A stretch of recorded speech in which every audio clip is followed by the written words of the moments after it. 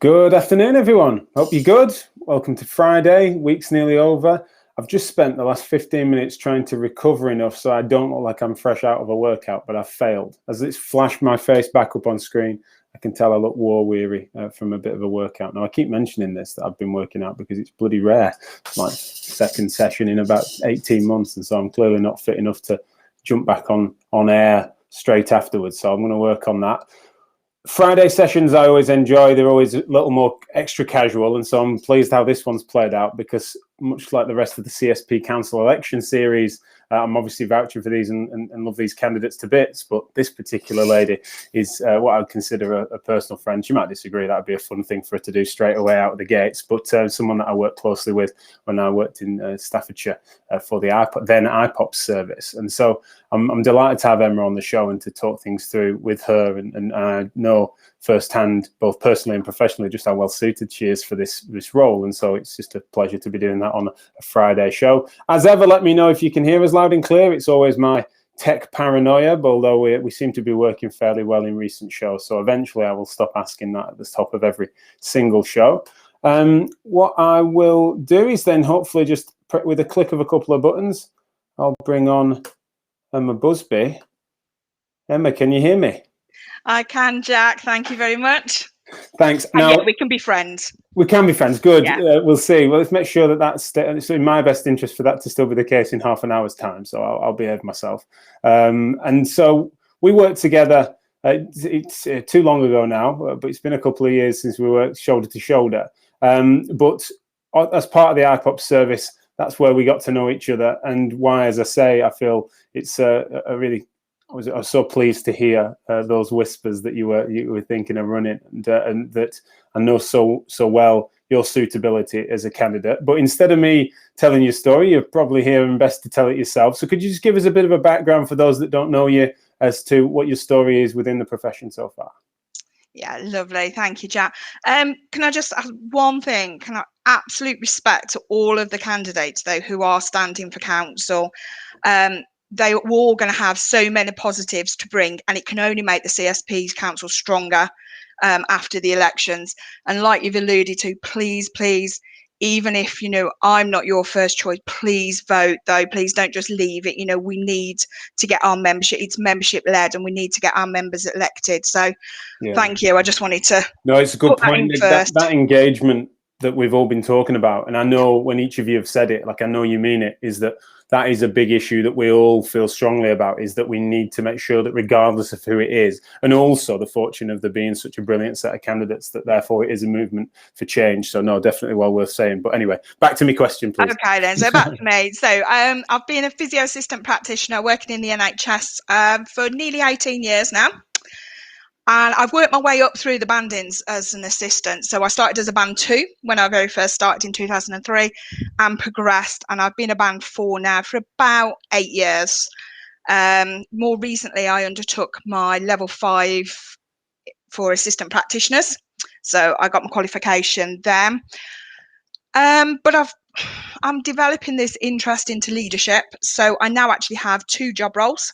So I'm also team coordinator and a physio assistant practitioner. And I've started my level 5 apprenticeship in operational management and leadership, because that's part of where my passion is lying. Sure. So what about me? What have I done? I've helped lead on various sort of projects. I've done quite a bit. So led on my Oasis program, which has been quite a big part of the work that I've done. And I think it's given me exposure. I think it's given me exposure to a national stage, to lots more than I knew was even out there.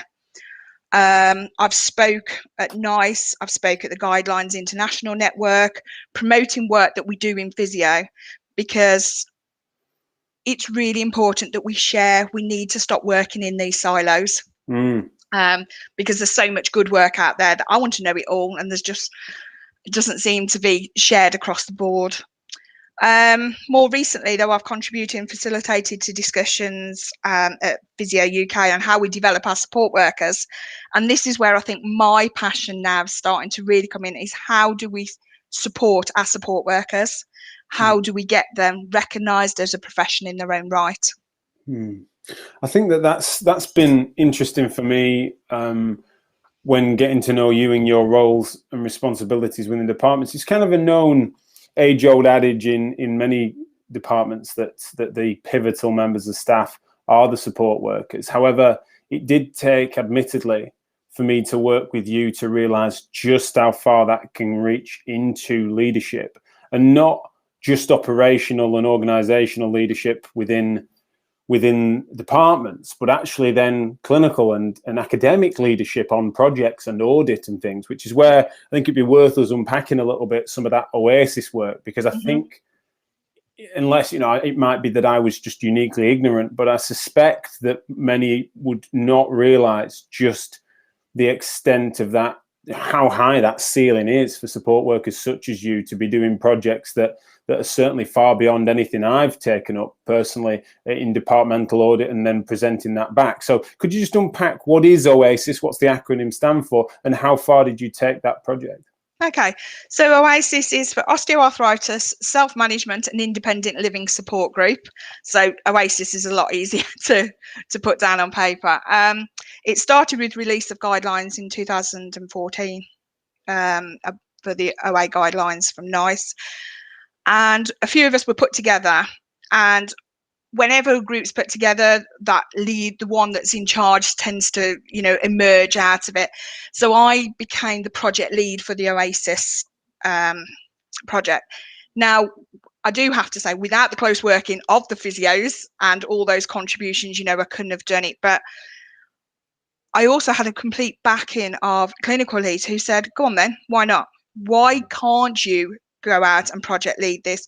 Why can't you undertake audit? Why can't you do that? And it's my big question, well, why not? Well, because I'm a support worker. And it was like, no, go on. So I was massively encouraged. So I've been involved with the audit, the research, the audit, and I've also presented on the national stage about it. We've won awards for it. I won myself the Advancing Healthcare Award in 2019 for outstanding achievement by an apprenticeship support worker or technician for the role I took in Oasis. I've also contributed to the write-up. I've had a piece of work published. And if it had not been for those people behind me going, why not? Why can't support workers do it? But then you did it. That's one of the things. Yeah. It's like, yes, of course. I'm so glad they were encouraging you, and there's some pushing from behind, there's some pulling from the front. Yeah. But then you did it. What was it then about that support that has made you, and what are the sort of constituent parts of what they did to encourage you that's made you such an advocate for being that person for other people? Because that's one of the things that sometimes happens, that there's this analogy that people say that people pull the ladder up behind them, and it's like, I can't believe how opposite it is for you, is that with it, as soon as you've realized that, you've thrown 3 ladders back down and you're really trying to set precedent. What is it then, the parts of that from either those characters or the system that you want to then emulate? Part of it is my self-belief and the belief that others had in me. You know, they're there behind me, they're pushing me. And then as soon as I understood that, I was like, do you know what? There is nothing that says I can't do this. Right. So let's do it. I will challenge then the norm. I will go out and have and go, okay, then just do it. And that's what I said in the end. So when we've had the question of why not, now I'm like, just do it. You can do it as long as you've got the right thought, you know, the right belief, the right people behind you. And the people need to be there. But I've grown now, and I can see the potential that's been unlocked in me, and I want to unlock that in all the support workers that are out there. And what is it about those things that then make you? I mean, it feels like it's a really obvious direct line between that and what makes you well placed for council, but I don't necessarily even know the answer to this question as to why now. You know, the timing thing for you. Was obviously, I was so pleased to see it, but then, you know, unfortunately, as much as we try and keep in touch, it is far less than it used to be. So just, you know, can you give me any insight in that direction? Now's the right time for me personally. So the child rearing days are done. He's moved out, so I've got a bit more time.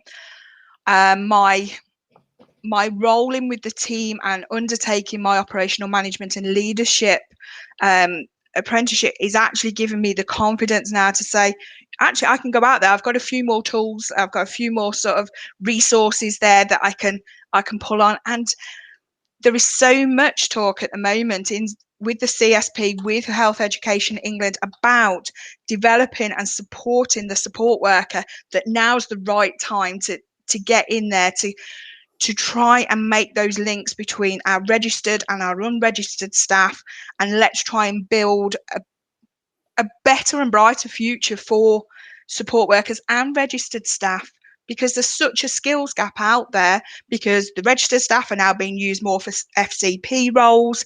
They're seeing more of the complex patients, that actually there's a skills gap there that we can fill with the right support, competencies, governance. We can fill that gap. It's not about us coming in and wanting to take that role, which I know is a threat. I know people can see that as a bit of a, can they do it? But give us the right tools, give us the right support, the competencies, give us the right governance, and we can help support teams and make the profession so much stronger. And I think that that's what's been interesting about some of your work, especially where you've not just said that off a subjective opinion, you've then backed that up and proven it by thorough data-led audit that's demonstrated that the outcomes are comparable, if not better, under the projects of which you've led on. And I think that, again, that's just one of them things that I, especially once I was working within it, then it would have been difficult to retain sort of any cynicism or skepticism that would work. Watching it happen, it didn't surprise me when that data demonstrated it. But I think when you then see that in published material, and you see it like for like, and you see also how locally specific you made the project, and I think that was one of the things that you walked into, is a little bit of controversy where people were wanting to cookie cut away nice guidance, and then you were retaining a bit of relevant community centric sort of sway to it, was because you know the community in which you serve. And that's one of the things I wanted to sort of bring in, if I could,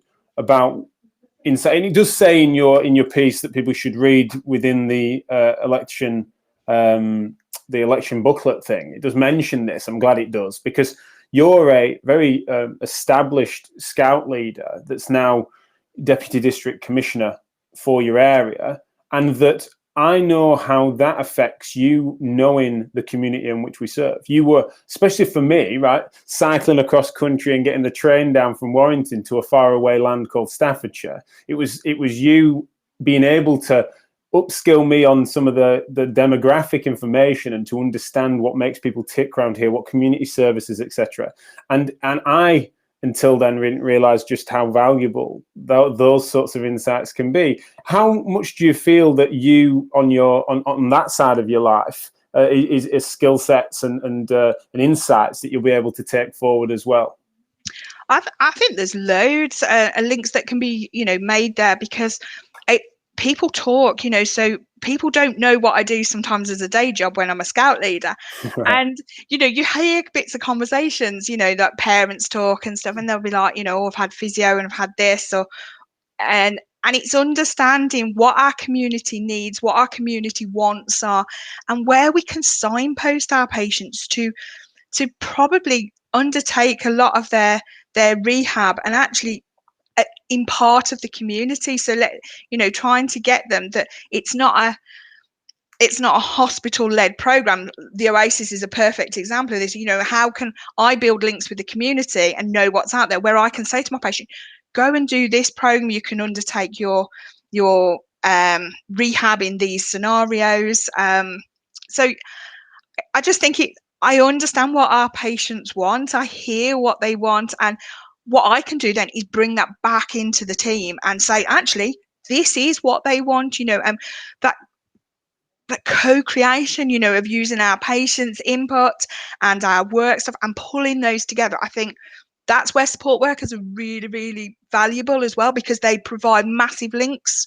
Do you think there is something to be said for people opening up a little more to support workers sometimes than definitely professionals? Because as approachable as we really are trying to be, and I think that those, your contemporary MSK clinicians, many of which, of course, in your team, are always trying to make sure that there isn't artificial barriers. But there's still something to be said for the professionalized nature of that and that barrier. Do you still see that then? Yeah, I think sometimes we have a little bit more time to spend with them. You know, Right. when you register staff are going through, you know, they have got a role to play in you know, devising their care plans to, you know, with the patients on board. But I think we've just got a little bit of time, and I think it's sometimes it's some of the real bespoke soft skills that the support workers have, that they've got this ability to talk, to drag conversations out. And I think because we give them time, sometimes a lot of stuff gets revealed. I know I personally have had to sort of refer patients back because something's different to what's written there, because they've not disclosed something to the physios. So I do think there are some massive sort of skills, especially around the soft skills, the communications, the way we are with patients. And I'm not saying the reg staff aren't like that, but this is one of the skills that hopefully I'm working with to try and also support sort of practice-based learning. So actually the students spending time with support workers, it's something else that I really want to try and encourage. And this is one of the things for going for the CSP sort of elections is how can we harness the links between support workers and the students? How can we support those students better on practice-based learning by giving them the benefit of our knowledge? Absolutely, yeah, they need exposing to that and getting those insights, because I think there is something that helps join up service delivery. That support work, good support workers are an obvious bridge between patients and professionals when there is an arbitrary gap that gets created. Sometimes that can be helped, but sometimes it's difficult to have that long-term culture shift that would be required to bridge that gap. Sometimes, you know, the quality of support worker, as well as, you know, well-supported support staff could bring. Just on what I'm asking most of the, you know, I'm trying to make sure I ask all the candidates now, because I didn't realize it was emerging as a theme, is if I could invite your general analysis then as to the CSP as it stands. You know, what is it that your sort of a hot take is on it, as well as then going towards what you feel should be priorities that you would like to bring forward as part of an agenda for any changes? Okay, so there is a big shift at the moment to supporting the support workers and raising our profile. Right. It's getting there. It's not there yet, but you know, that would be my piece of work that I'd really like to work hard on and increase and carry on increasing that profile. So I think that's one of those, for me, one of those sort of hotter topics, and building those links between registered staff and unregistered, and how we can build those links and make those links stronger to benefit the profession. But I think we've got to get out there and it would be great to see the CSP supporting this and moving forward. We need a structured career framework to support our support workers. And it would be something I'd be really interested in trying to help drive forward. Health Education England have started part of this work as well, about the IHP support worker framework. I'd love to see the support worker and an associate member as a career in itself, you know, going to careers fairs with schools, actively promoting this as a bona fide career pathway, because I don't want to go into the next stage, which is to go to the physio. I want to go into leadership and stuff, so I'm not following a linear path. I wonder if that's like, because I think it's, and to some extent I can understand why the CSP as an organisation would often be crossing its fingers that a certain percentage of its support workforce just want to become qualified, because it's pipeline. You can understand that, and sometimes that's so appropriate. We all know of therapists that went that way, including Leanne, who was on the show a couple of days ago. Such an incredible example, of course. But it's also then a really good point that you're making, that isn't necessarily appropriate for everyone. And me and you had those conversations when we both should have gone home, and instead we were chatting about some of that, and me understanding that and coming to realize just how inappropriate that would be, and not a way of getting the best out of you, and you getting you being able to contribute as much as you do to the health service as well as the department. But I think what I wonder, because it's a minority constituency, shall we say, within the electorate that you're trying to appeal to. Yeah. If we could just take a moment then, what would you say to qualified staff listening to this, of which are the majority of our audience, admittedly? What would you say as the benefits to them, if they needed to be overt and specific ones, to what you're describing? Okay, I think there is, support workers can strengthen our workforce. It can only be a positive, but we need, the voice needs to be heard. It needs to be represented, I think, as at that council level. Right. You know, and if the CSP, you know, and they're saying that they want to it's member led. So if they're going to have associate members on there, why not? You know, if they're going to look after associate members, then why don't we have an associate member on council who can represent, granted, like you say, a smaller proportion of their membership, but what to have that voice on there would show and that they're serious about supporting the support worker. How confident are you of being able to then understand and take forward some of those wider issues that more typically do affect registered staff more than they would support issues? Yeah. Especially those, you know, those infamous top of license things that I think get more airtime than they should do, but still are often hot on the agenda politically. It is hard, and I've listened. I mean, I have listened to all the shows this week. You know, when we're talking about you know, governance, and other things, you know, like that, it's still, I think for us, we still need. I want the fairness. Fairness is fairness, equitable access for all. You know, and that doesn't matter what colour shirt you wear or what you do. It's about having that for me, as I say, it's the fairness, it's the influence of what registered staff, it's growing. Right. And I think it's something that I'm sure if we harnessed, if we really took on board, you know, it can only be for the better of the membership, because it can help support clinics, it can give much needed support. You know, we always need somebody to help, we always need somebody to do it. And if you can empower, and if you can influence and you can support those support workers to do some of those roles that could take the pressures off yourself, why can't you get them involved in audit? Why can't we have more support workers getting their name on published pieces? They can do nearly anything. I think there's 3 things we can't do. Yeah, I mean, I think that one of the things that's interesting is that it is so telling how few times that comes up, how little that comes up in conversations about workforce.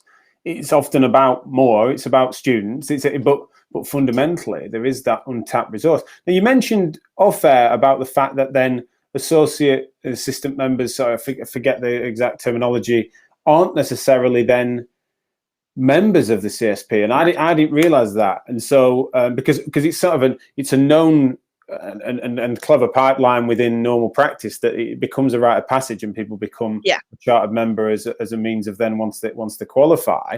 I probably assumed that physio assistants then did the same, but clearly not. No, unfortunately, because we don't have to do HCPC registration. You can be employed by, you know, your trust or wherever you work. There is no, unless your department encourages you to join the CSP, there is no sort of need to. Right, yeah, because often you don't need it for insurance. Like often that's the reason people typically do it. Yeah, it's but also trade union. Yeah, so I think now is the time for, you know, when I've spoken to other people, now is the time for us to say, well, actually, what are the benefits of your support workers joining with the CSP? And I think, you know, you get a voice. We've got our own reference groups, raises profiles of the role, your own personal development. You know, there's things that the CSP have given me access to doing that have helped me get to where I am today, to sit here now and go, do you know what, I'm going to stand up for council now. Fair play. Now, a question coming from Simon. Simon asks, did it feel daunting when you were doing the public speaking into a professional audience that's usually, you know, more classically reserved for professional? Yeah, definitely, and it still does. You know, I still have the moments where I worry and I still doubt myself, but I do have to have that. Actually, I want to represent the workforce, so unless I lead by example and stand up there and say, actually, this is me. I am representing the support worker workforce. I can't ask anybody else to, but it is daunting. And what I found is I've probably worried about it more, because when people have come to speak to me afterwards, they don't speak to me any different than they speak to, say, my physio colleague that stood next to me. And they come and talk to me. They don't necessarily go to the physio. How just on average, how well received has it been? Do you get any? Is there any fringe group that's hostile to it or demeaning or anything, or has it been generally well received? Generally, it's been really well received. I believe, I am respected by my colleagues, both registered and unregistered. I'm very honest. I'm very sort of, you see what you get. I'm down to earth, hardworking, and I think you can't take that away from people. If people are genuinely like that, I don't think there's anything that you can hold in, like any hostilities towards that person if they are genuine. I've never pretended to be anything I'm not. I'm a support worker, and I'm proud to be a support worker. I'm proud to be a CSP member, and more than anything else, I just want to make sure that our part is represented within that, within the CSP. It makes sense. I was one of the advocates for the constitutional reforms that then didn't necessarily guarantee that seat at the table, but then here, of course, advocating for that then to be an elected position that would be then great to have that representation. Do you think that is the right way round, or do you think that maybe me and others have been a bit clumsy there? No, I think we've had to work to this point. I do think we've had to work up to this point, but I think it's now the time's right to shine the spotlight on the support workers, to actually show the benefit and what they can bring to the teams. And if we can do that, I think now's the time that we can start to say actually some representation from that cohort, because how can we work alongside them if we've got no representation from them? No, it's a good point. I think it's one of the things that's always, I still continue to ponder with regards to exactly what would be the best constitutional framework for the CSP's council to make sure that it's then agile enough to adapt, but then also doesn't have, because the silos that you mentioned earlier were definitely manifesting a few years back. So it's really interesting and exciting to see what emerges from it. In terms of the process and what you hope for the future, what is it you feel you would like to take forward? Aside from, obviously, you've mentioned a couple of times the supporting the support workers and being an advocate for them, what do you feel would be, would you want the CSP to have high up on its agenda? I think the support for the membership in general. Right. We want the best outcomes for our patients. Our patients are our business, so it'd be really good to making sure we get the best outcomes, to work in co-creation with our patients to make sure that we're offering them what they want, not what we think they want. Right.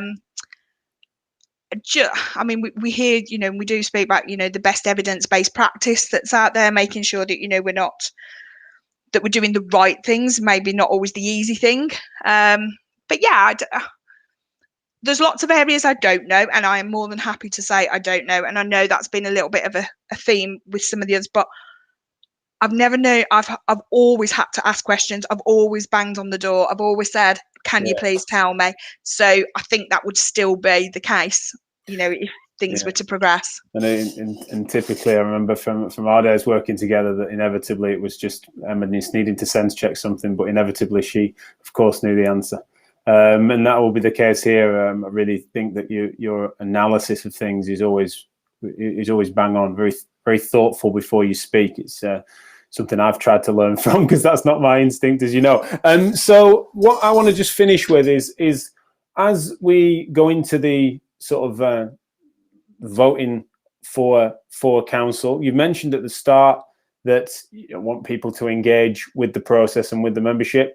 Is that something that you see as being, like others have mentioned, does it resonate with you that actually that disengaged part of it? Do you agree that is a concern? And yeah, it is, because we're asking people to vote, and yet nobody really knows either what they're voting for, or and what's the point.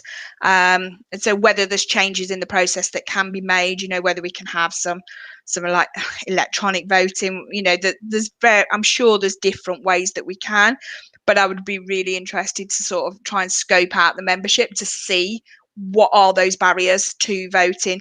Is it because it doesn't make any difference? Is it because I don't know, or I don't even care sometimes? That's what I'd like to do. Yeah, exactly. We want to know, don't we, as to, is there a lot of apathy, or is it just Yeah. that the mechanics of it mean that people would just don't get round to, etc. So we want to try and find that out. I totally agree. But as you started with, let's make sure that people, get pen on paper and get that done, regardless of who it is. But certainly, you can hear from me, and I hope this is proving the point that we're wanting to make, that Emma's such a great candidate for you to get your numbers into that box and vouch for Emma on council. Thank you so much for your time, mate. Really appreciate it. I'm sorry that this is us catching up for the first time in a while. So let's make sure we do this off air sometime soon and get together for one of them famous big hugs that we've shared before. So I look forward to that again. Thanks again for your time, mate. Really appreciate it. Thank you all. I'll see you all next week for more Tune It Over. We've got Ishmael Beckford on Monday, which is the final one of the 5 shows with my picks for CSP Council. Just to remind you of those again, that's my ballot paper that's now no longer on my desk. That's gone off.